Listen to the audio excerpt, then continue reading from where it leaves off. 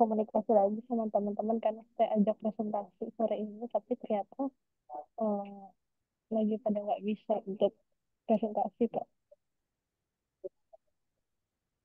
Hmm.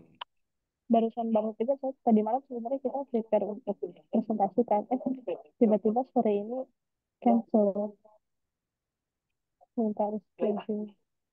Oh, kalau kemarin kelompok berapa ya? Saya lupa ya.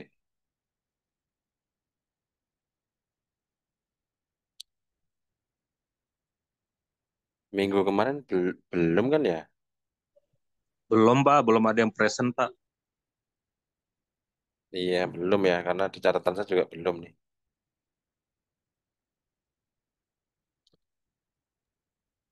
Absennya di LMS,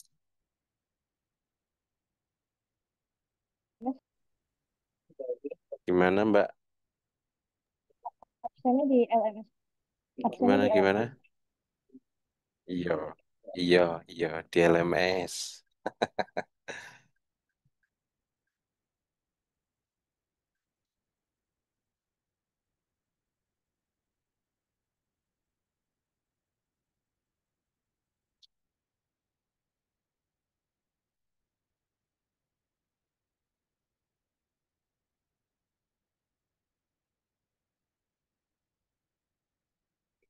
Sebenarnya kalau di hari Selasa nggak bisa, kalau mau di weekend boleh loh.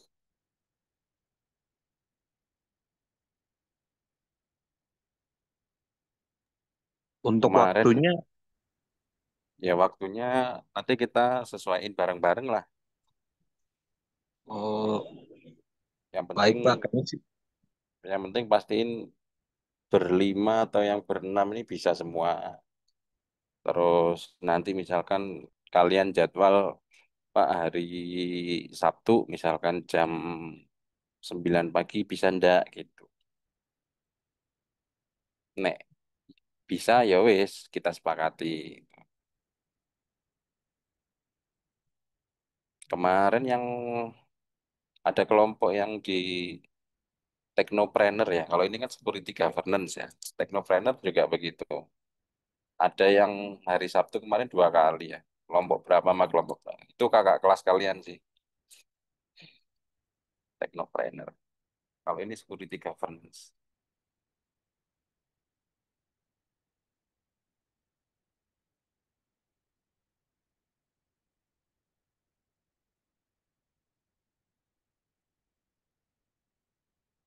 Ya, 10 menit cuman ini orang ya. Oke lah,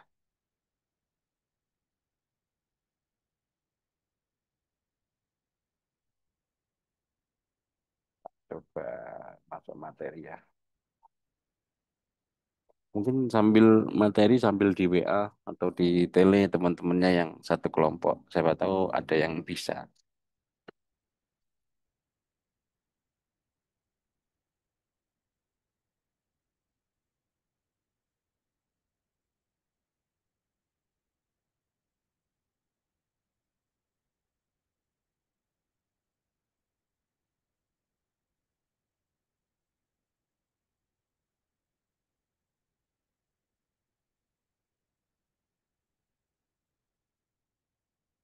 Oke, saya mulai ya. Assalamualaikum warahmatullahi wabarakatuh. Waalaikumsalam warahmatullahi wabarakatuh. Sorry kalau agak berisik Waalaikumsalam. karena masih di jalan. Sebenarnya mungkin berapa menit lagi, Gus? 15 menit sampai ya, Gus ya? Kamu harusnya jangan lewat kanan, Gus, lewat kiri. Karena masih baru nemenin Prof tadi dari kementerian, terus ini baru di jalan. Mungkin kurang lebih 15 menit lagi suasananya akan menjadi tenang. Tapi oke lah, saya mulai dulu ya. Oke, di security governance kali ini saya mau nampilin muka cuma lagi di dalam mobil.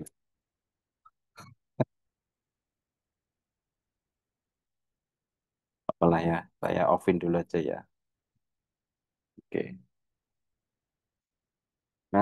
Ini materinya mengenai insight atau sudut pandang apa ya, mengenai point of view mengenai security governance. Mungkin teman-teman bertanya-tanya asal muasal security governance itu kok ada itu ya, itu satu.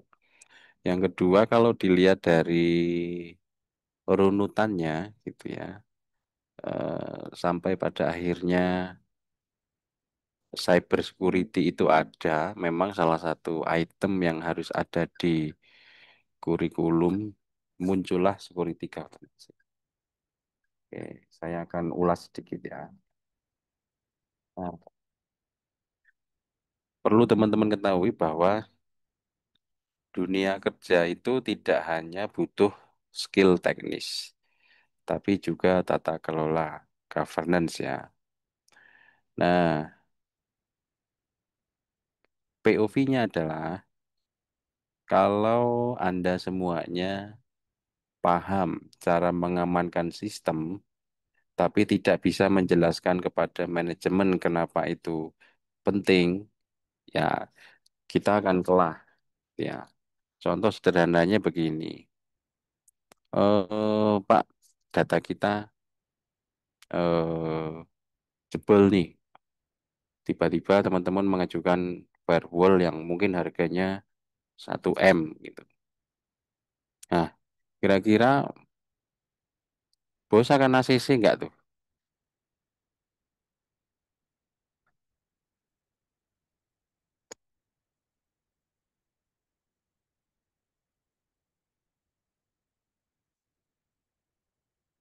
Datanya jebol, tiba-tiba ada RAB, kemudian beli alat firewall, harganya misalnya 1 M gitu. Kira-kira eh, bos Anda atau Anda sebagai bos tiba-tiba ditodong divisi IT begitu, kira-kira langsung meng-ACC nggak? Enggak lah Pak, direview dulu Pak. Nah, bagaimana cara Anda menyampaikan review itu terhadap pimpinan? Apa yang akan digunakan? Apakah mungkin ya, ini maksudnya adalah apakah menggunakan bahasa-bahasa atau istilah-istilah yang familiar atau bahasa-bahasa teknis atau teman-teman eh, melakukan eh, apa ya? Kalau mindsetnya pimpinan ngerti sih oke ya, tapi kalau nggak ngerti sama sekali tentang dunia IT, nah gimana caranya teman-teman itu bisa menjelaskan kepada manajemen? Kira-kira opsi atau bagaimana pengalaman teman-teman gimana? Ada yang mau bercerita nggak?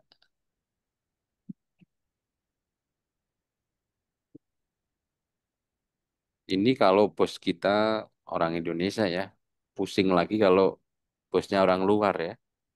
Orang luar nggak ngerti gitu ya. Tiba-tiba eh, data dia jebol, cara pengamanannya misalnya harus beli firewall. Teman-teman mengajukan firewall harganya 1 M.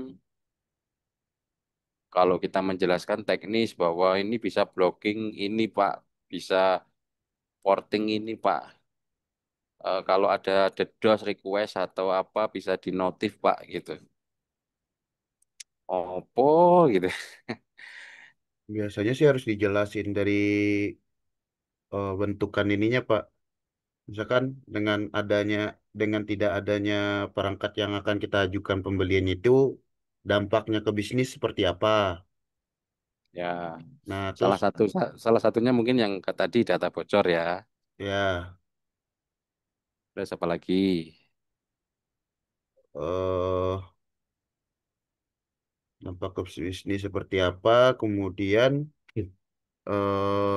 option-option untuk antisipasinya dengan berbagai macam perbandingan sampai akhirnya kita menentukan pilihan eh, eh, option atau perangkat apa yang akan kita gunakan, Mbak. Ya, Dan dengan detail kelebihan dan kekurangannya masing-masing. ya, itu cara termudahnya ya. Artinya kalau pimpinan kita seperti Prof. Ono mungkin kita kalah ya. Mungkin dia sudah ngulik duluan gitu. Artinya oke, sama-sama ngerti enak lah gitu ya. Tapi ini kita membayangkan bahwa kata kuncinya adalah mana tadi ya? Kata kuncinya adalah kita itu rata-rata fokusnya ada di sini ya kan. Nah, di sini biasanya. Tapi bagaimana kemampuan menyelaraskan keamanan Dengan dengan tujuan bisnis. tujuan ya jauh lebih dihargai. Tata kelola mencakup kebijakan, proses, standar, pengawasan. Ya. Contoh sederhananya mungkin eh, misalkan ini misal eh, sederhananya adalah mengenai data center misalnya ya. Nah, sekarang kalau kita bicara mungkin kebijakan, proses, standar dan pengawasannya oke lah gitu. Nah, sampai kita punya backup itu misalkan harus sampai berapa backup kan gitu. Kalau yang umumnya kan data center yang primer satu, kemudian langsung di belakangnya ada DRC-nya atau disaster recovery gitu ya. Nah, kebayang nggak Nek misalkan kalau kita ngelihat aturannya itu kan biasanya saya pernah baca itu umumnya gitu ya, itu kan jaraknya kurang lebih 100 kilo antara DC sama DRC rata-rata. Nah, kalau misalkan taruhlah di Tangsel ini ada satu DC gitu ya. Kemudian DRC-nya misalkan ditaruh di Bandung gitu kira-kira. Nah, tiba-tiba daerah eh, dua daerah ini kebanjiran misalnya. Misal, kan harusnya DRC-nya harus punya lebih dari satu dong berarti ya. Ada nggak sih perusahaan yang punya DRC lebih dari satu? Mungkin bank kali ya. Dia mungkin satunya di Batam, satunya di Bali. Bang juga nggak Satunya. jauh-jauh amat, Pak, di RDRC-nya, Pak. Oh ya, di mana paling jauh? Dekat kok. Satu, Bandung ya. satu Tangerang, satu Jakarta Selatan. Saya pernah ke Bandung itu ada tuh beberapa BPD perbankan juga ada, tapi dia DRC yang levelnya level bawah ya, bukan bukan redundan redundan yang sama-sama mengimbangi primernya gitu. Hmm. Ya memang di Tangerang banyak sih sini, Tangerang Selatan, Tangerang gitu ya. Ini Telkom Tangerang Sigma. ya Hmm. di dekatnya warung Padang. Hmm. Nah, itulah kenapa tata kelola mencakup kebijakan, proses standar dan pengawasan. Ini kita kalau baru bicara aspek eh, misalkan tata kelolanya ya gitu. Kita itu di orang IT itu dipusingkan dengan beberapa hal gitu ya. Pertama mungkin kalau kita bicara aplikasi, kita tentunya pusing dengan bug fixing, pen test, terus mungkin load beban macam-macam. Nah, di sisi infrastruktur mungkin penyiapan server, instalasi server, server standar, mana yang harus ditutup, penggunaan jaringan VPN macam-macam ya. Mungkin sudah kita lakukan lah.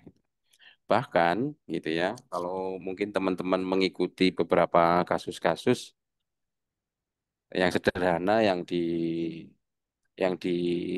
PDN itu yang itu kan eh, username passwordnya kan admin 123 katanya. Bahkan mungkin yang sekelas eh, Bybit ya kemarin tuh yang di kripto atau mungkin yang di Indodex macam-macam lah gitu. CoinCap market macam-macam itu bahkan juga eh, jebol juga gitu yang tapi memang konteksnya jebolnya karena sisi server yang lain gitu ya bukan bukan server utamanya gitu. Nah itulah kenapa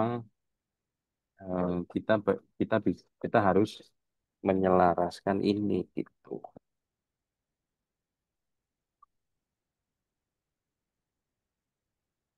Bentar ya, baru sampai.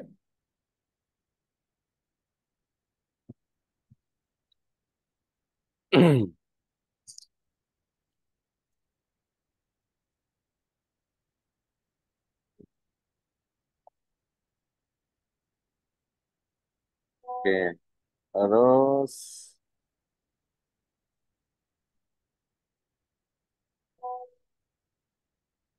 nah, lu teman-teman ketahui bahwa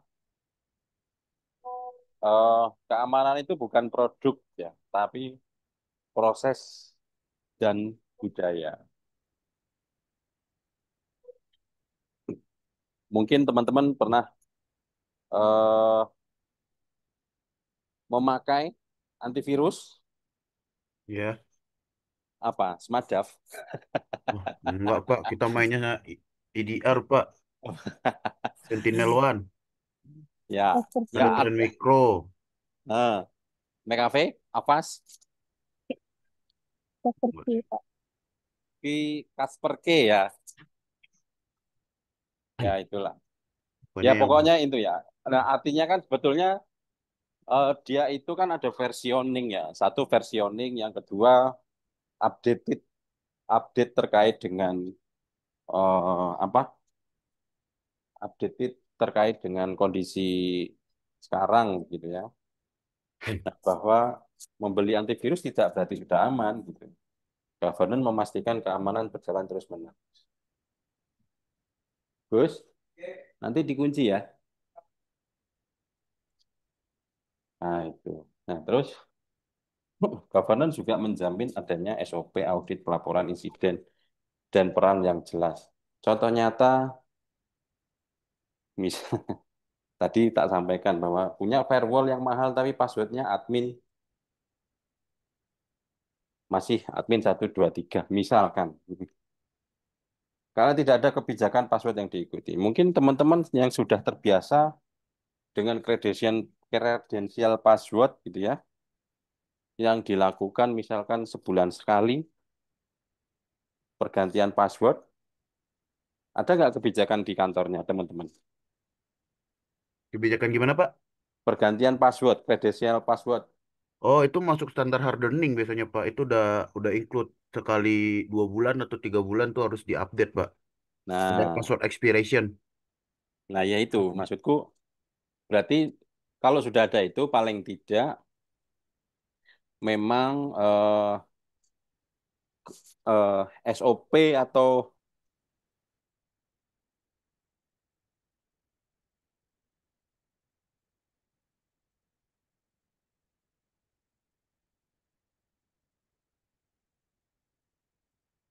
ngarah ke langkah yang lebih baik gitu ya.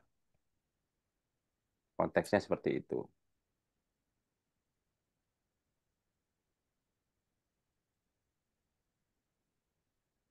Kok mati? Tes tes. Masuk nggak? Masuk Masuk, sempat Pak. putus tadi suara Pak. Tadi sempat putus. Ya, wis itulah. Oke ya. Oke. Artinya tadi Mas Dino menyampaikan ada Pak, eh, walaupun itu termasuk hardening 2 bulan sekali. Berarti memang ada gitu. Berarti sudah menuju SOP yang baik gitu. Arahnya ke sana. Oke,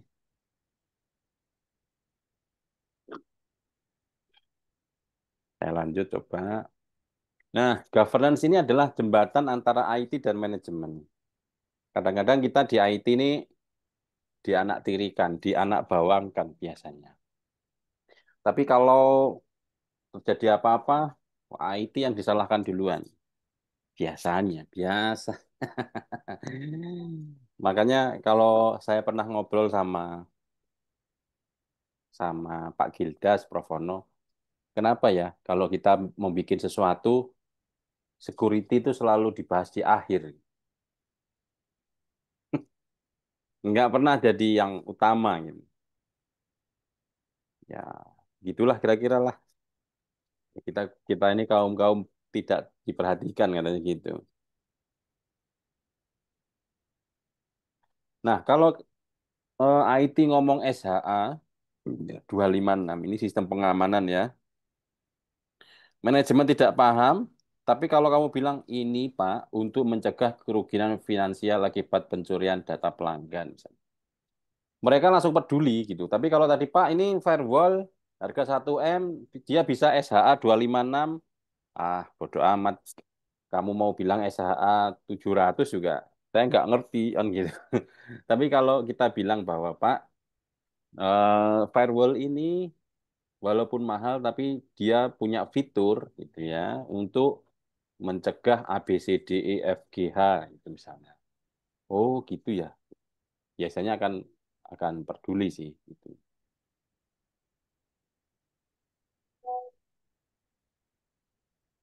Nah, kalau beberapa item bahwa security governance itu memungkinkan komunikasi yang efektif, memang ya, gitu ya. Terus standar, ya standar tuh macam-macam ya. Ada yang bisa bicara ISO 27001, ada yang NIST atau SMKI kalau di governance atau yang lain-lain, monggo aja. Yang jelas itu harus dipatuhi, kira-kira begitu.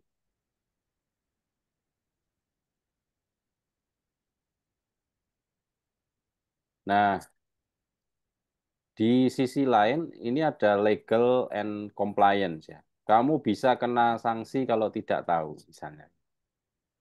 Misalnya kamu bukan hanya bertanggung jawab atas keamanan, tapi juga atas kepatuhan hukum. Contoh, perusahaan harus patuh sama undang-undang PDP gitu. Kegagalan governance dia bisa menyebabkan denda, tuntutan hukum, bahkan reputasi hancur. Contoh misalkan kalau kita pengguna mungkin yang sering kebocoran tuh aplikasi fintech untuk dana ya. Walaupun memang beberapa kali kayak Shopee, kayak Tokopedia, kayak Bukalapak itu datanya sudah kemana-mana gitu. Bahkan mungkin kalau kita lihat di dark web begitu, data kita udah nyebar kemana-mana gitu ya.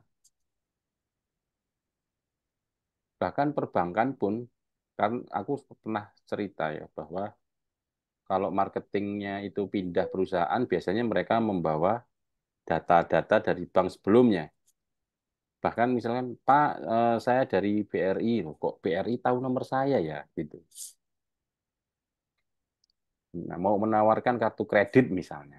Ada yang pernah begitu nggak?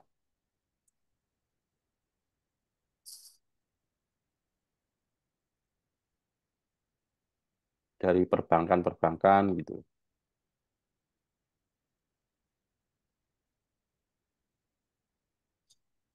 Nah, kalau memang sudah pernah, ya itulah kondisinya. Kemudian insiden respon harus dipikirkan sebelum terjadi insiden. Saya waktu S3 di Malaysia itu, saya punya kawan dari Singapura gitu ya. Jadi misalkan ini Bandara Changi ya, Bandara Changi gitu. Ini dia ada secara cyber mereka punya sayap kanan, ada sayap kiri. Mereka mempunyai fungsi yang berbeda.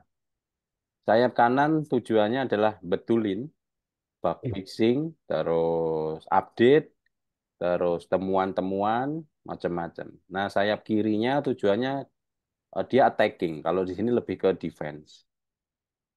Dan itu dilakukan secara periodik mereka itu.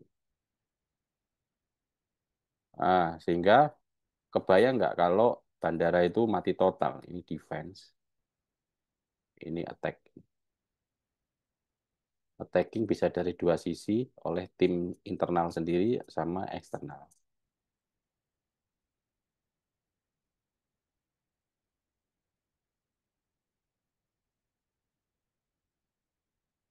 Nah, mungkin juga di tempatnya teman-teman gitu. Eh, Pak, saya nggak punya aplikasi yang penting kok. Oke, sekarang pertanyaannya, kalau misalkan ada yang terkena ransomware atau data Anda hilang, atau apapun lah bentuknya, itu kan juga sebetulnya harus ada insiden respon ketika sebelum terjadi insiden. Harusnya kan seperti itu. Kalau di tempat teman-teman ada tempat backup nggak? Sederhana lah, backup. Ada Pak. Apa itu bentuknya, Mas? Active Directory kah, atau server sendiri kah, atau apa, Ada atau data taruh di domain, cloud? Pak. Gimana? Ada storage data domain kalau di tempat Oke, saya. storage data domain. Itu server yang berbeda ya? Eh, bentukannya satu rak lemari server itu dia semua itu, Pak. Hmm, Produknya IBM. itu oke. Kalau kalau kita bicara data center berbeda ya. Tapi Hmm. kalau ini mungkin backup ya karena kita usaha kecil, Pak, baru beberapa orang begitu. Atau mungkin jumlahnya di bawah 100, datanya tidak terlalu banyak. Biasanya bikin scheduler backup sih, Pak. Hmm, Yang lempar ke mungkin ke NAS atau ke apa kenas gitu. ya. Heeh. Hmm, kenas berarti ada server NAS-nya ya Iya, di Crontab tiap apa itu? iya biasanya pakai cron tab per tiap tiap Malam. hari pokoknya harus ada itu biasanya. Ya, Selain selain biasanya kalau modelan DB kita bikin eh mirroring atau replikasi real time kan Pak. ya, Data aplikasi yang biasanya nggak terlalu banyak perubahan, yang ada perubahan kalau ada pengembangan atau bug fixing. Nah itu kita bikin scheduler tiap malam gitu buat backup. Kalau ya. DB dibikin replikasi atau mirroring. Nah tapi nanti ada juga yang backup hard backupnya yang diekspor keluar. Ya, bahkan setelah backup pun kita kadangkala perlu memastikan misalnya sebulan sekali atau seminggu sekali untuk diekstrak database backupnya misalkan ya. Iya, ada skema tes restore biasanya buat memastikan backupannya ini nanti suatu waktu bisa digunakan. Betul. Nah, itu sudah mendekati ke arah sana. Kalau Mbak Kiara atau Mbak Mayang, kalau kemarin sebagai admin ya, kalau nggak salah ya.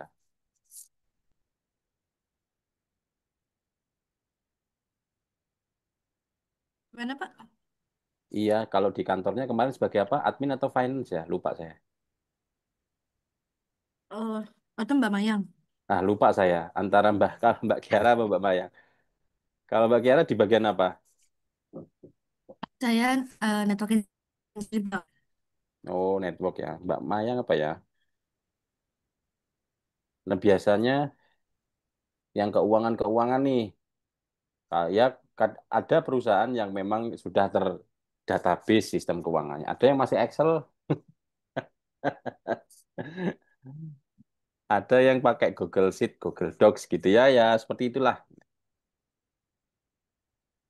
Ya, proses lah ya. Tapi paling tidak nanti teman-teman ketika sudah menemukan insiden harusnya harus dipikirkan sebelum terjadi. Bahkan tadi saya bilang kalau di DC-nya data center mati, bahkan DRC satunya mati, gimana nih harus ada DRC 2-nya kan gitu. Walaupun cost lagi gitu, tapi eh, Ini sebelum terjadi loh gitu. Walaupun misalnya dalam 10 tahun terakhir belum pernah kejadian, amit-amit gitu ya. Tapi ini data pelanggan kita udah jutaan loh, kan bisa jadi ya. Tuh,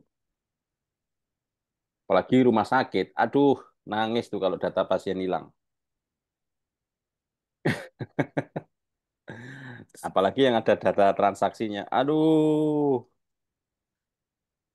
itu bisa guling-guling itu, nggak bisa tidur. Gitu. Apalagi kemarin saya sempat cerita, eh, saya pernah nangani perkara soal perpajakan gitu ya.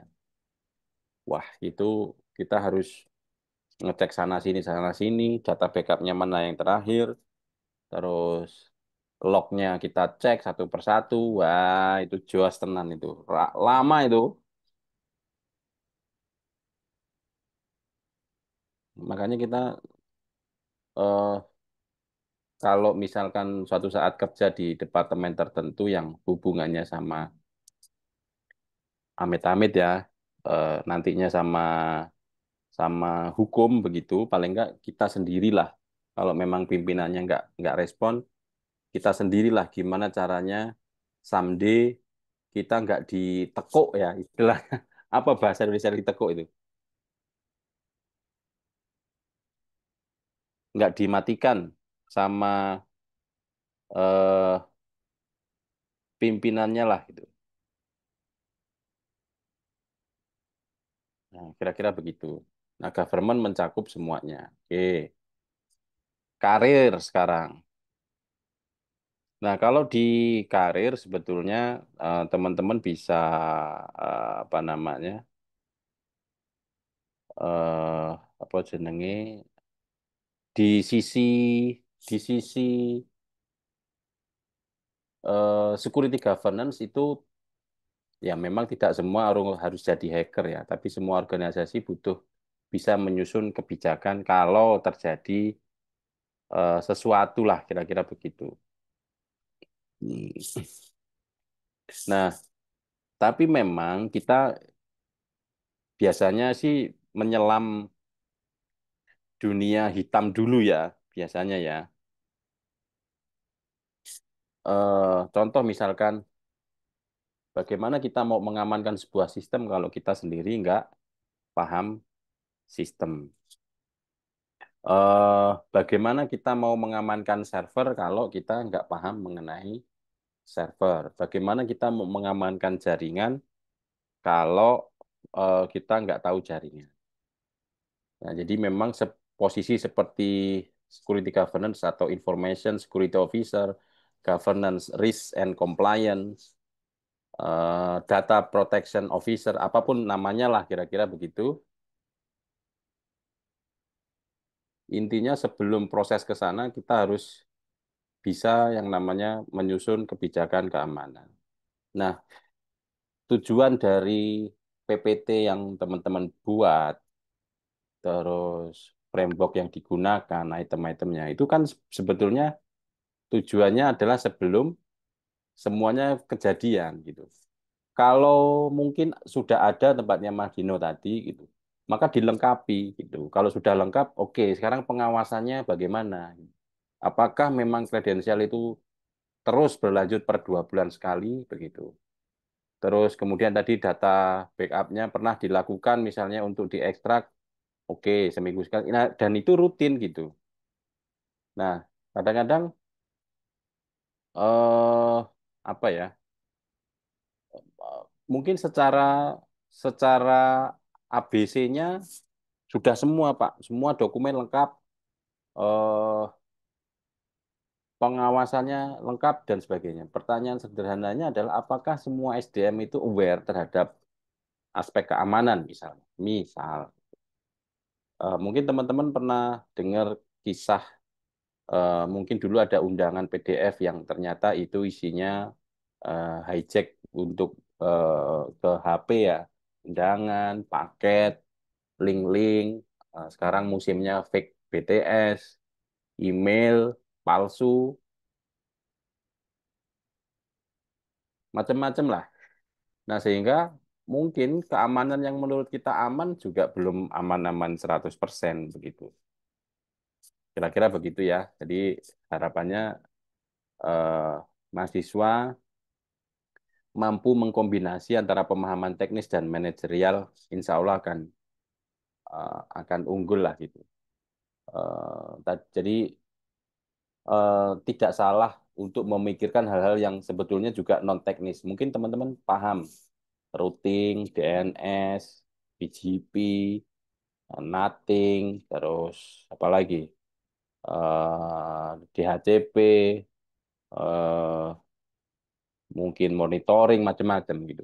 Tapi di balik itu kan tentunya kita harus menyiapkan beberapa SOP. Misalkan eh, apa yang terjadi kalau salah satu stafnya teman-teman ada yang mungkin ya tanda kutipnya mungkin resign, yang terburuknya mungkin sakit atau bahkan sampai meninggal. Kita nggak punya dokumentasi apapun begitu. Nah, sehingga kita nggak tahu nih eh, cara-cara atau SOP-nya seperti apa dan sebagainya. Nah, bahkan kita sebagai staff juga paling nggak tanyalah ke atasan gitu. Sehingga kalau misalnya atasannya nggak aware juga ya kita nyiapin sendirilah. Jangan sampai eh, apa kita yang di istilahnya itu diadu domba atau dikambing hitamkan kira-kira gitu ya. Supaya jelas gitu.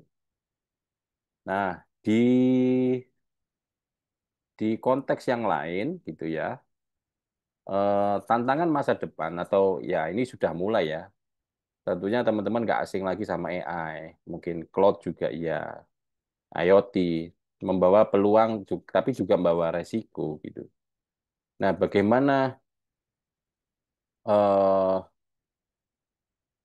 cara menginovasi security governance ke arah sana? Gitu. Karena eh, semua serba serba instan.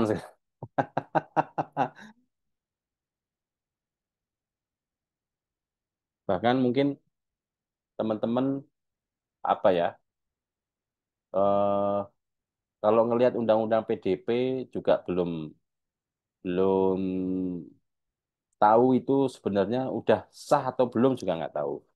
Pertanyaannya kalau AI kan kadang-kadang kita data-data kalau di kampus itu kan kita punya AI yang lokal ya gitu. Sehingga harapannya data-data kampus kalau ngolah-ngolah data nggak keluar.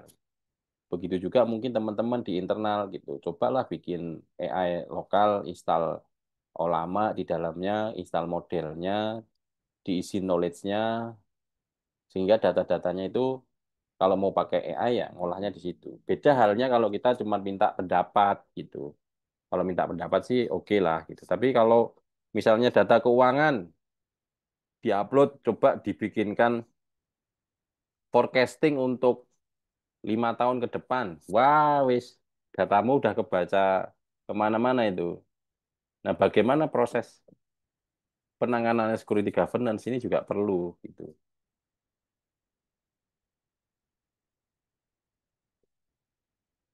Nah, kalau kita lihat di luaran sana, saya coba cari mengenai eh, security governance ya, khususnya misalnya mungkin data protection officer atau yang lain-lain. Banyak kok sebetulnya. Bahkan mungkin gajinya juga cukup lumayan, 10 sampai 15. Nah, ini saya nyari di Mekar juga ada.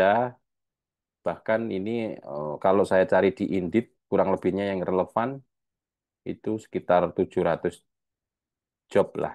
Itu ya.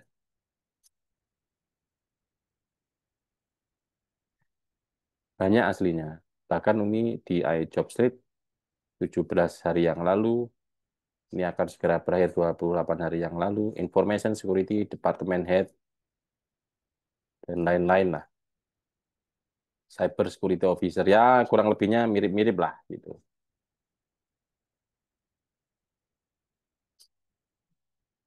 Oke, selesai. Kira-kira Ini udah banyak, ada sekitar 20-an 5 orang. Ada yang satu kelompok,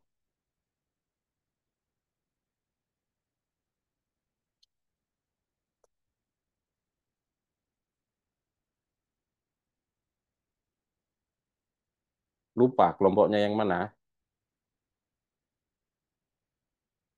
Kalau yang kelompok pagi sudah ada 2 kelompok. Yang kelompok sore ini belum ada sama sekali. Kelompok 1, ada kelompok 2, ada kelompok 3, kelompok 4, kelompok 5, kelompok 6. Jadi tak suruh presentasi itu untuk ngambil nilai UAS, guys. Bukan tugas, UAS. Bahkan kalau hari ini 6-6-nya maju, besok mau libur, ayo. Tapi kalau nggak ada ya tetap materi kita. Gitu. Bahkan saya menawarkan kalau misalnya Selasa terasa sulit, weekend, ayo.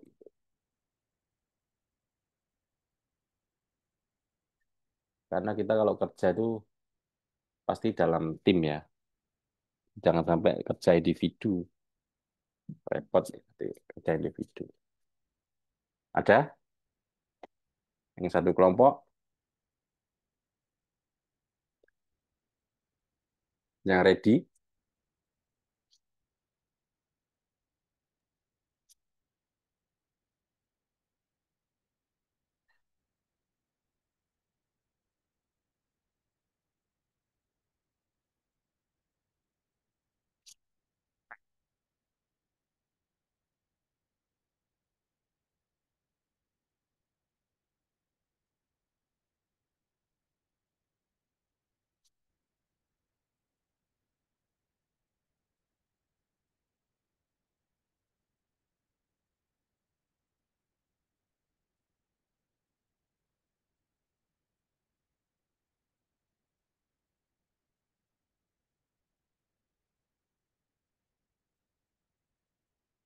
Nggak ada. Oke, saya lanjut materi lagi. Masih susah Pak komunikasinya kelompoknya nih Pak. Pak, ini untuk kelompok 3 sudah ada dan kebetulan untuk Pak Purwo kalau nggak salah itu dari awal nggak ada kabar Pak. Oh, berarti kelompok berapa tadi? Kelompok 3. Kelompok 3, Pak Purwo Widodo, nggak ada. Iya, iya Pak, dari awal nggak ada kabar. Tapi yang 1 sampai 5 ada ini sekarang. Ada Pak, Pak Afristian, Pak Abdul Mukni, Pak Yegi, Rahmat sama saya Randi. Oke, saya Pak Purwo ini saya notice dulu, saya warna berbeda. Mungkin bisa disiapkan, Mas. Nanti biar Pak Purwo eh, saya urus nanti di akhir. Oke Pak, baik Pak.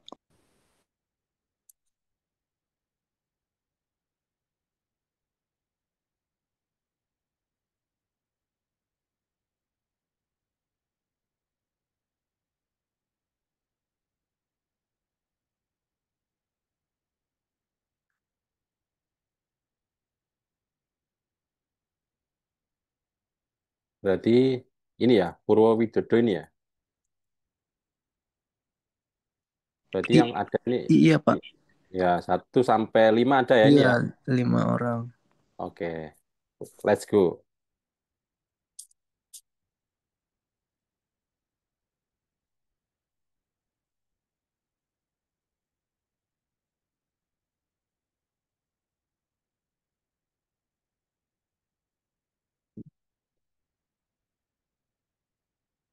Silakan mungkin dibagi biar biar nggak di biar nggak sendiri-sendiri.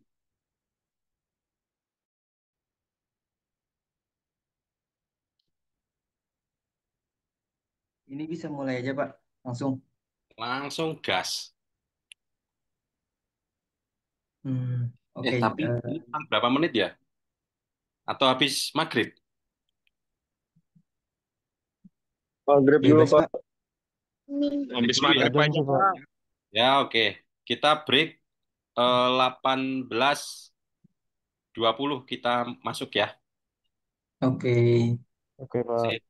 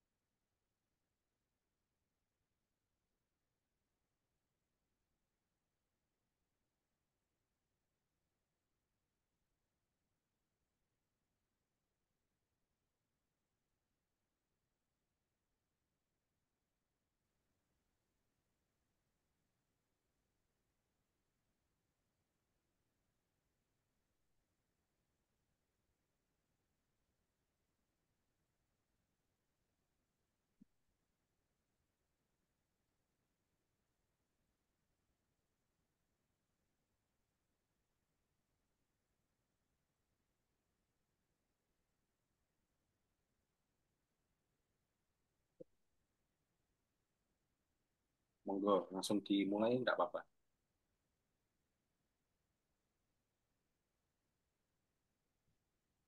Bentar, Pak. Ya, tunggu.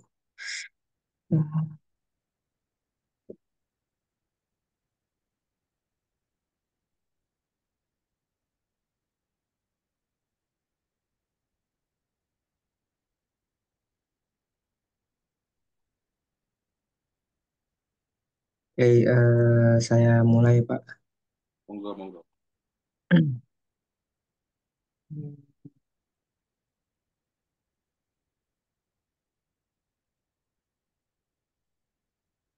Siap, siap, Mas. Oke. Oke, Assalamualaikum warahmatullahi wabarakatuh. Selamat malam, teman-teman. Dan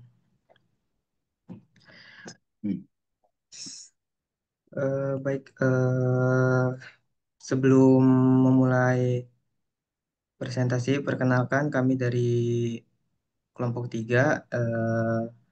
Kami akan membahas mengenai evaluasi keamanan informasi dan teknologi pendukung layanan digital pemerintah dengan pendekatan menggunakan framework ITIL versi 4. Anggota kelompok kami adalah saya, Rahmat Hidayat, kemudian mungkin bisa on mic masing-masing anggota. Saya Afristian. Saya Muhammad Abdul Mukni. Saya Yegi Nur Alam. Saya Randi Arkan. Oke. Oke, sebentar. Ini kok.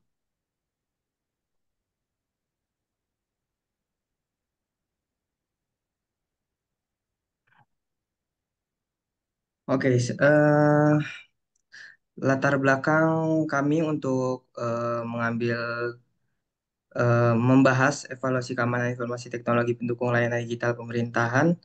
Ini karena transformasi digital di pemerintahan saat ini semakin masif, layanan publik pun perlahan beralih ke bentuk digital atau dikenal dengan istilah cyber government. Namun keamanan informasi menjadi salah satu tantangan utama. Jika sistem tidak aman, kepercayaan masyarakat bisa menurun. Karena itu penting bagi kita untuk mengevaluasi sejauh mana keamanan dan teknologi mendukung layanan ini. Dalam penelitian ini kami menggunakan pendekatan kerangka kerja ITIL versi 4. Kemudian untuk tujuan survei, kami melakukan survei untuk memahami bagaimana persepsi masyarakat terhadap keamanan informasi di layanan digital pemerintah. Selain itu, kami juga ingin tahu apakah teknologi yang digunakan sudah mendukung pelayanan dengan baik. Harapannya, hasil survei ini bisa memberikan gambaran area mana yang perlu ditingkatkan, terutama dari sisi IT governance, dan cyber security. Selanjutnya, eh, sebelum lebih lanjut, saya akan menjelaskan terlebih dahulu apa itu ITIL versi 4. ITIL versi 4 ini adalah kerangka kerja modern dalam pengelolaan layanan digital framework. Ini sangat adaptif dengan perkembangan teknologi. Tujuan utamanya adalah menciptakan nilai bersama antara penyedia layanan dan pengguna, mendorong strategis bisnis, dan membantu proses transformasi digital.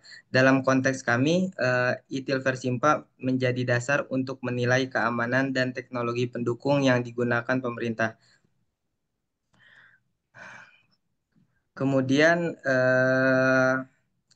ITIL 4 ini memiliki 4 dimensi, yaitu ada organisasi dan orang, informasi dan teknologi, mitra dan pemasok, aliran, nilai, dan proses. Salah satu pada evaluasi ini kami berfokus pada informasi dan teknologi. Dimensi ini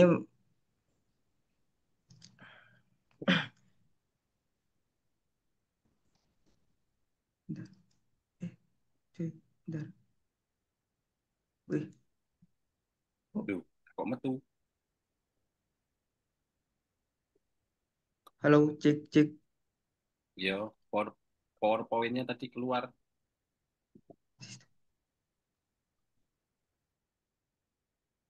Oh, maaf Pak.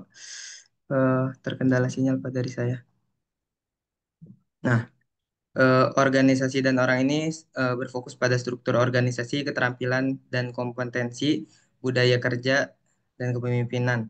Kemudian informasi dan teknologi ini terdapat sistem manajemen informasi, keamanan informasi, teknologi pendukung, layanan, kepatuhan regulasi. Kemudian mitra dan pemasok ada hubungan strategis dengan mitra, kontrak perjanjian dan layanan, evaluasi kerja mitra, manajemen risiko eksternal. Kemudian aliran nilai dan proses, ada efisiensi proses bisnis, otomasi alur kerja, pemantauan dan pengukuran kerja. Kemudian peningkatan berkelanjutan. Eh, Kami berfokus pada dari dimensi ini kami berfokus pada informasi dan teknologi. Kemudian untuk variabelnya kita gunakan sistem manajemen informasi dan keamanan informasi. Keamanan informasi dan teknologi pendukung layanan. Selanjutnya, Mas Yegi. Siap. Baik, selanjutnya untuk praktek ITIL versi 4 untuk keamanan informasi, tentunya ada praktek yang relevan di yang poin pertama di sini ada risk management, tentunya yang bertujuan untuk mengidentifikasi, menganalisis dan mengendalikan risiko terhadap layanan TI yang mungkin bermanfaat untuk mengurangi kemungkinan insiden keamanan yang mencurigakan. Di sini ada poin 2 tentang insiden manajemen proses penanganan insiden keamanan eh, yang bertujuan untuk memulihkan layanan secepat mungkin ketika terjadi insiden yang bermanfaat untuk meminimalkan dampak insiden terhadap operasional bisnis. Eh, Lalu di poin ketiga ada continual improvement yang evaluasi berkala secara keamanan. Di sini tujuannya untuk meningkatkan efektivitas dan efisiensi layanan secara berkelanjutan yang bermanfaat juga untuk keamanan sistem tetap relevan dan adaptif terhadap ancaman baru. Lalu ada poin 4, di sini ada service continuity management, tentunya ada pemastian layanan tetap berjalan selama krisis yang bertujuan tentunya memastikan layanan tetap tersedia saat terjadi gangguan. Manfaatnya mungkin menjamin kelangsungan layanan dan reputasi organisasi tetap terjaga. Lalu untuk integrasi dengan tata kelola keamanan, tentunya harus ada koordinasi antar tim TI, regulator, dan pemangku kepentingan. Ketiga ini sangat apa namanya perlu kolaborasi. Yang pertama untuk TI mungkin terhadap implementasi atau kontrol keamanan teknis dan operasional. Selanjutnya untuk regulator memberi arahan tentunya sesuai regulasi. Misalkan ada GDPR atau ISO 27001 dan tentunya tak lepas dari si pemangku kepentingan tersebut ataupun stakeholder untuk menyediakan dukungan kebijakan, anggaran dan budaya keamanan. Next, Mas. Selanjutnya Selanjutnya untuk teknologi pendukung keamanan, di sini ada 4 komponen teknologi. Yang pertama di sini Identity and Access Management atau biasa disebut IAM. Di sini fungsinya untuk mengatur siapa yang boleh mengakses apa, kapan dan bagaimana.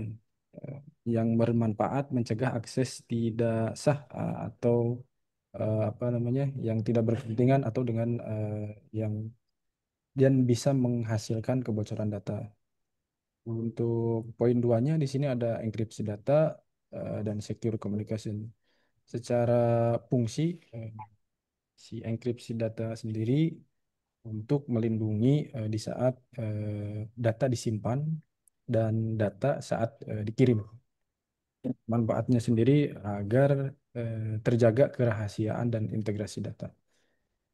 Lalu poin ketiga ada Security Information and Event Management yang biasa disebut SIEM. Di sini fungsinya SIEM sendiri untuk mendeteksi, memantau dan merespon ancaman ya, keamanan secara real time yang pastinya sangat bermanfaat memberi visibilitas menyeluruh terhadap keamanan sistem. Lalu untuk yang keempat tentunya ada tool cyber security sendiri. Di sini ada firewall, antivirus, EDR, IDS ataupun IPS. Di sini yang memang fungsinya untuk mengontrol si firewall misalkan untuk mengontrol lalu lintas jaringan masuk dan keluar, antivirus sendiri yang mendeteksi dan menghapus si virusnya. Lalu ada di endpointnya atau EDR untuk perlindungan tingkat lanjutan, IDS ataupun IPS mendeteksi dan mencegah serangan jaringan. Jadi secara tools semuanya sangat diperlukan. Lalu untuk integrasi dengan layanan digital pemerintah tentunya tidak terlepas dari cloud security, data center, dan API terproteksi. Next, Mas. Nah, tentunya eh, di apa namanya di ITIL versi 4 sendiri ada tantangan dan solusinya. Yang paling pertama itu ada keterbatasan sumber daya dan keahlian SDM. Di sini memang masalahnya kurangnya tenaga ahli dalam keamanan cyber, tingkat kesadaran keamanan yang rendah di kalangan pengguna internal, jadi akan berdampak rentan terhadap misalkan kesalahan konfigurasi atau kebocoran data. Lalu untuk nomor duanya ada kompleksitas regulasi dan standar. Di sini banyaknya standar yang harus dipatuhi seperti ISO, GDPR atau PKI-STC dan lain. Yang dampaknya risiko ketidakpatuhan dan denda hukum. Lalu ada nomor 3 di sini ada ancaman cyber yang terus berkembang, yang sampai saat ini mungkin sangat banyak sekali ya di luaran ada ransomware, phishing dan lain-lain. Untuk solusinya di sini tentunya nomor paling pertama itu adalah pelatihan dan peningkatan kompetensi SDM terkait continual improvement, proses dan talent management. Jadi manfaatnya bisa meningkatkan kesiapan SDM sebagai lapisan pertama pertahanan. Lalu untuk nomor duanya solusinya itu ada otomatisasi proses keamanan. Di sini praktiknya mungkin ada risk management, monitoring, and event management ada di sini. Manfaatnya untuk bisa lebih merespon cepat dan konsisten terhadap ancaman. Poin tiganya tentunya ada kolaborasi dengan ekosistem eksternal, bisa dengan supplier, relationship management lainnya, atau service continuity yang bisa memanfaatkan akses pada keahlian di luaran yang wawasannya lebih tinggi dibandingkan dengan SDM internalnya. Mau dilanjut, Mas? Baik, selanjutnya metodologi. Metodologi yang kami gunakan adalah survei kuantitatif Likert 1 sampai 5. Kemudian media yang kami gunakan yaitu Google Form dengan pertanyaan 10 buah pertanyaan. Total responden yang telah mengisi survei yang kami berikan yaitu sebanyak 26 orang. Baik, Mas. Rata-rata penilaian responden pada keamanan informasi rata-ratanya mendapatkan 3,05 dari 5. Dengan pernyataan yang pertama, saya merasa data pribadi saya aman, menunjukkan rata-rata 2,92. Selanjutnya pada nomor 2, sistem memiliki autentikasi dan kontrol akses, mendapatkan rata-rata 2,73 dari 5. Kemudian yang nomor 3, saya mengetahui adanya kebijakan perlindungan data, itu mendapatkan rata-rata 3,38 dari 5. Lalu yang nomor 4, saya mendapatkan pemberitahuan jika terjadi insiden keamanan informasi, mendapatkan rata-rata 3,08 dari 5. Yang kelima, layanan mematuhi standar keamanan informasi, mendapatkan 3,15 dari 5. Kemudian untuk rata-rata penilaian responden pada teknologi layanan digital mendapatkan rata-rata 3,09 dari 5. Pada pertanyaan pertama, teknologi mudah diakses oleh pengguna mendapatkan rata-rata 3,38 dari 5. Kemudian untuk yang kedua, waktu respon dan kecepatan sistem baik mendapatkan 2,92 dari 5. Dan yang ketiga, sistem mendukung kebutuhan kerja dan pelayanan publik mendapatkan rata-rata 3,31 dari 5. Dan yang keempat, teknologi terus diperbarui sesuai kebutuhan pengguna mendapatkan 3,23 dari 5. Dan yang terakhir nomor 5, sistem jarang mengalami kendala teknis atau downtime mendapatkan rata-rata 2,54 dari 5. Selanjutnya, Mas. Mungkin bisa dilanjut oleh yang lain, teman yang lain, Pak Afristian. Oke, baik. Untuk kesimpulannya, keamanan informasi rata-rata 3,05 dari 5. Untuk yang pertama, responden cukup menyadari keberadaan kebijakan perlindungan data dengan nilai 3,38. Untuk yang kedua, namun mereka belum merasa sistem memiliki kontrol akses yang kuat dengan nilai rendah 2,73. Untuk selanjutnya, pemberitahuan jika terjadi insiden keamanan juga dinilai masih kurang merata dengan poin 3,08. Untuk persepsi terhadap keamanan data pribadi masih di bawah ideal dengan poin 2,92. Dengan catatan, ada kebutuhan peningkatan transparansi dan edukasi kepada pengguna tentang fitur keamanan yang ada. Baik, selanjutnya. Baiklah, kesimpulan kedua yaitu teknologi layanan digital dengan rata-rata 3,9 dari 5. Yaitu pengguna menilai aksesibilitas teknologi cukup baik, yaitu dengan nilai tinggi yaitu 3,38. Yang kedua yaitu teknologi dianggap cukup mendukung pekerjaan dan pelayanan publik, yaitu dengan nilai rata-rata dengan nilai 3,31 dari 5. Namun, ada keluhan terhadap kecepatan sistem dan frekuensi gangguan teknis, yaitu dengan nilai rendah 2,54. Dengan catatan masih diperlukan perbaikan pada aspek performa sistem dan pemeliharaan teknis secara berkala. Baik, dibantu untuk moderator.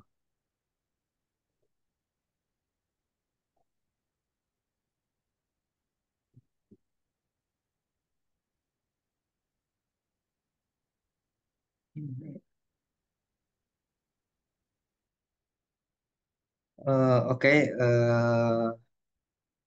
itu saja evaluasi hasil evaluasi dari kelompok kami. Mungkin dari hasil evaluasi tersebut ada yang ingin dipertanyakan oleh teman-teman yang lain Oke, dan oke. Siapa Agung. yang mau bertanya? Siapa yang mau bertanya silakan. Saya mau ngasih applause dulu. Uri. Terima Ya, kasih, Pak.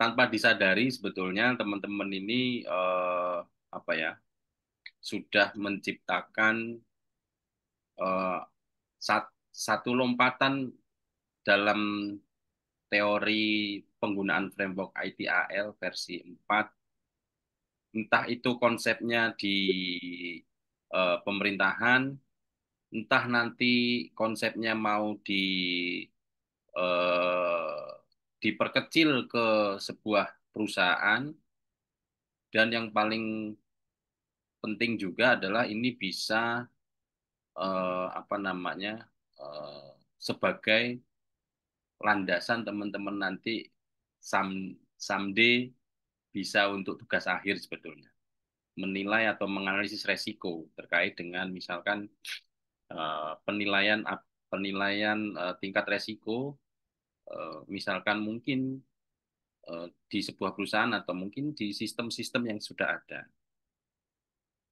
Nah, ini masukan, sifatnya masukan. Pertama, dari sisi aspek digital pemerintahan ini, kita belum disuguhkan pemerintah yang mana dan layanan yang mana. Itu satu. Kalau boleh dijelaskan, pemerintah yang mana dan layanan yang mana ini? Mungkin mau dijawab. Eh, Kemarin kita buat itu untuk layanan pemerintahnya itu kita global sih Pak. Kayak misalkan pengguna eh, sistem kayak Peduli Lindungi, kemudian kayak sistem-sistem pemerintah yang lainnya gitu Pak. Ya, eh, Nggak ada spesifikasinya Pak kemarin ya. itu. Nanti someday teman-teman boleh dipersempit ya. Eh, Langsung aja sebutkan misalnya semua yang mungkin sudah pernah pakai Peduli Lindungi, atau mungkin layanan yang perpajakan, atau layanan pemerintah lainnya, misalkan apa namanya yang sering kita gunakan itu di pemerintahan apa ya selain perpajakan ya. Mungkin apa, kalau Peduli Lindungi kan semua dipakai.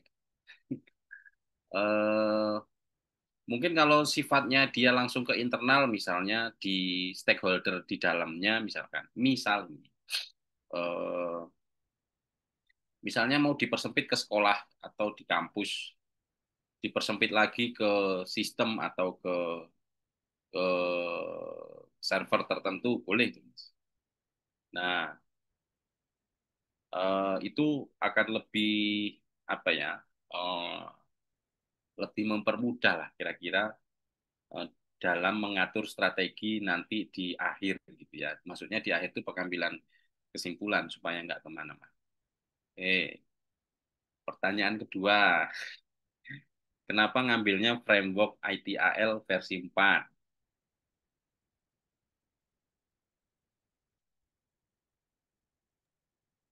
Eh, Yang lain boleh bantu loh, nggak harus kelompok ini mungkin.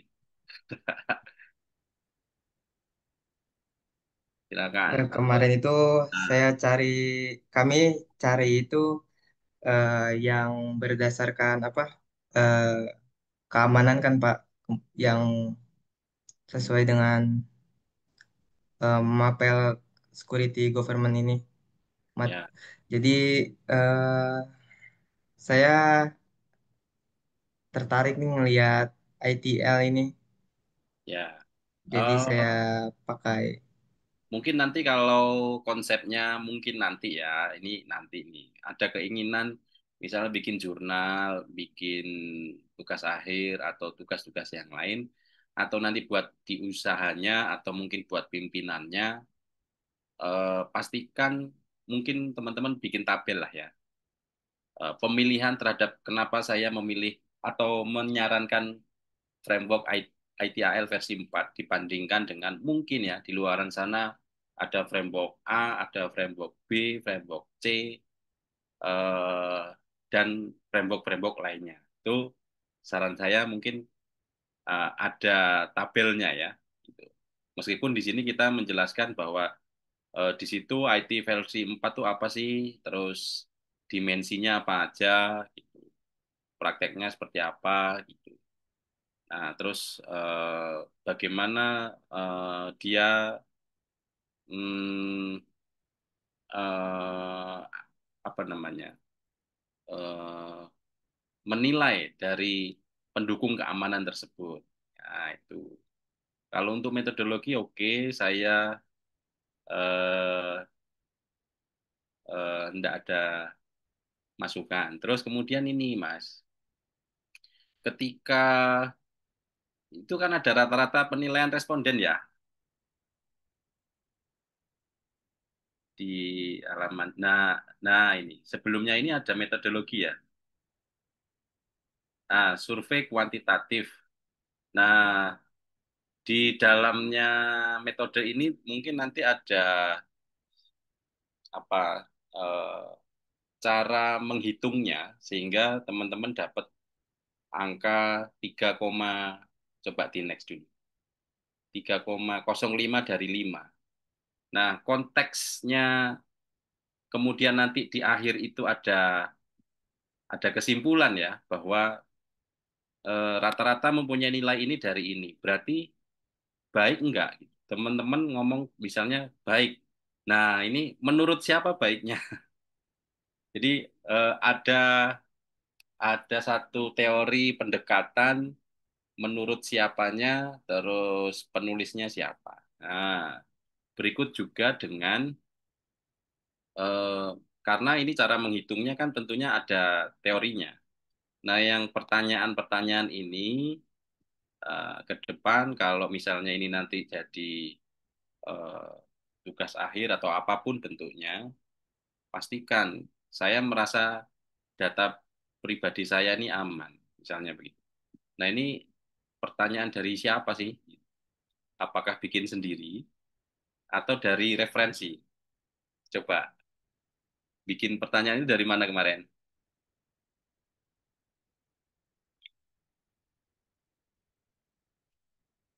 Atau dapat referensi dari jurnalnya siapa atau bukunya siapa?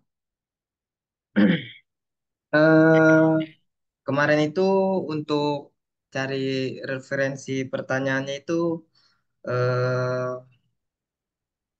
kurang, bukan kurang sih, nggak nemu Pak. Jadi kita berdasarkan dari variabelnya aja Pak. Oh, dari variabelnya. Iya. Kalau kalau secara akademik ini harus ada referensinya. Ini masukan aja nih, siapa tahu nanti ke depan mau dipakai gitu kan.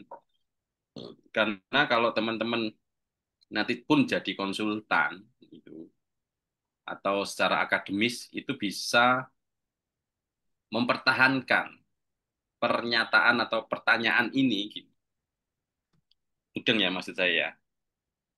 Jadi walaupun mau dibantah atau dibantai seperti apapun nantinya ke depan, ya ini referensinya jurnal loh Pak gitu. Artinya kalau ini bukan pertanyaan yang asumsi atau pertanyaan yang berpendapat gitu ya. Nah, artinya ketika nanti coba di di kesimpulan kayaknya ada deh. Di kesimpulan. Nah, ini. Oke. Eh eh sebelumnya ini. Next. Oke, next. Nah, ini. Ada kata-kata ini. cukup baik, harusnya hipotesisnya eh, diterima atau enggak sih gitu. Kalau misalnya kayaknya cuman baik dan tidak baik dah, nggak ada cukupnya. Menurut saya ya. Jadi ketika kurang dari 5 misalnya, itu hipotesisnya eh, bahwa si layanan itu baik atau enggak sih.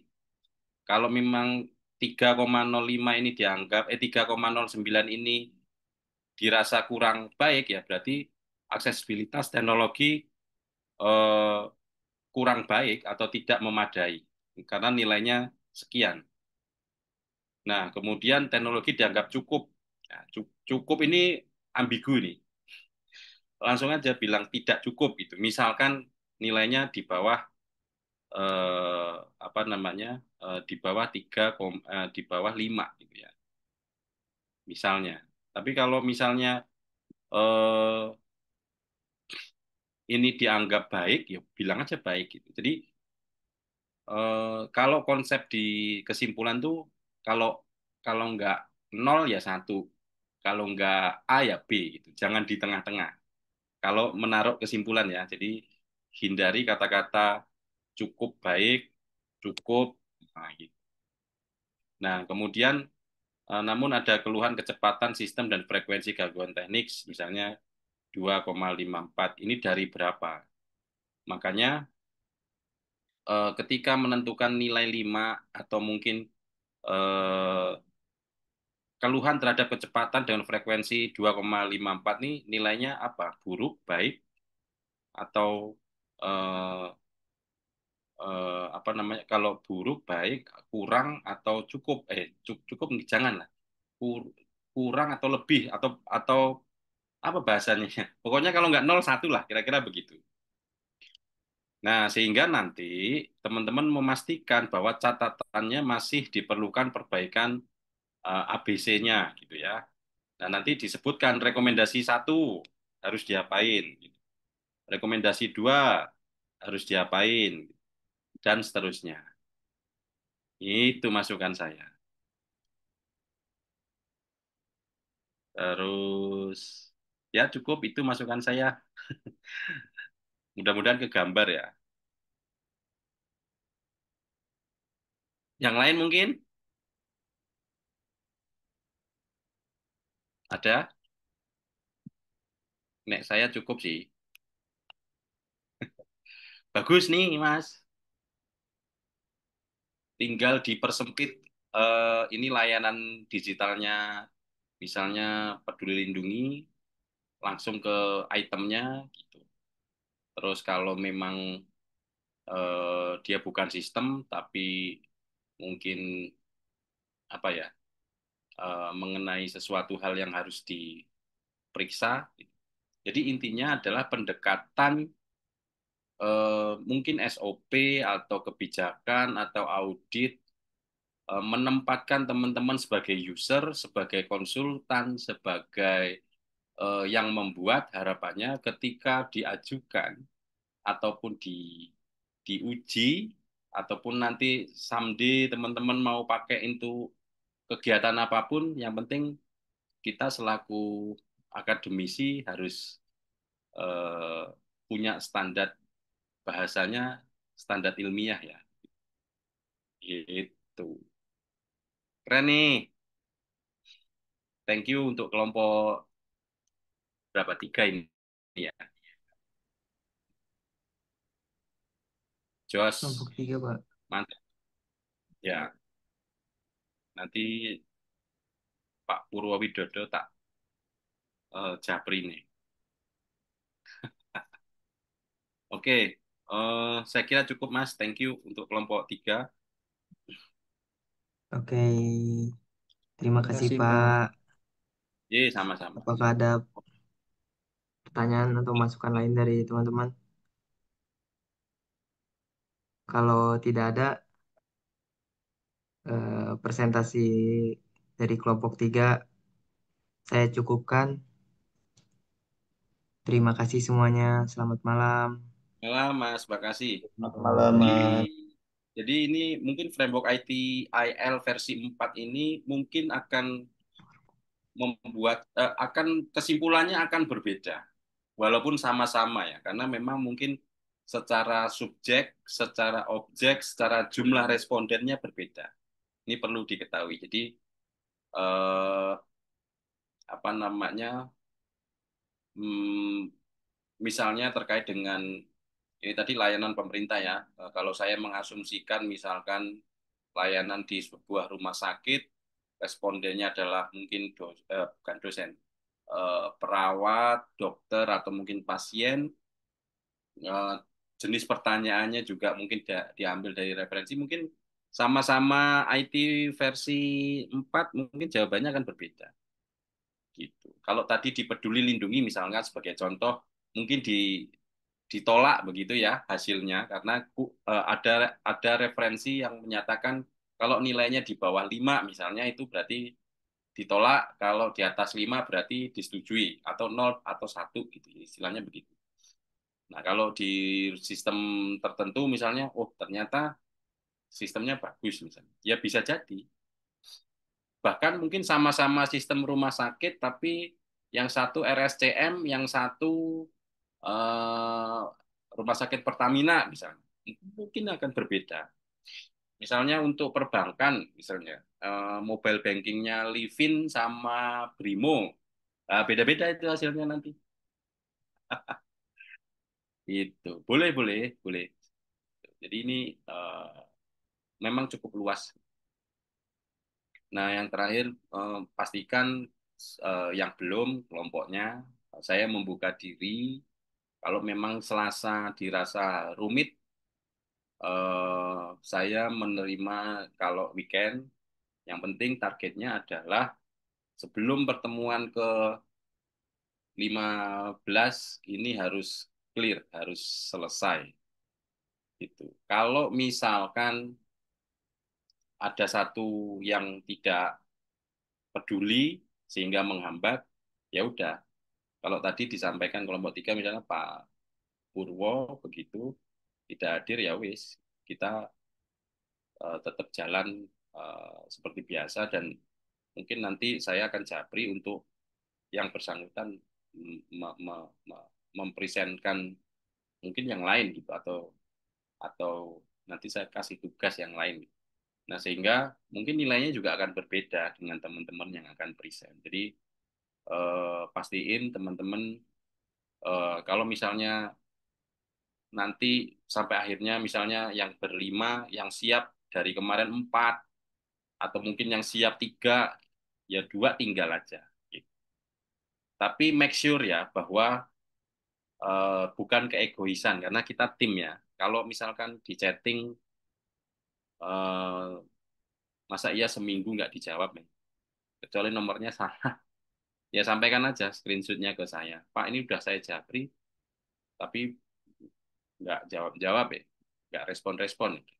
Ya udah, bertiga berangkat, berempat berangkat, syukur-syukur berlima atau berenam. Itu dari saya. Thank you. Assalamualaikum warahmatullahi wabarakatuh. Waalaikumsalam. Waalaikumsalam. Warahmatullahi wabarakatuh. Terima kasih, Pak. Terima kasih, Pak.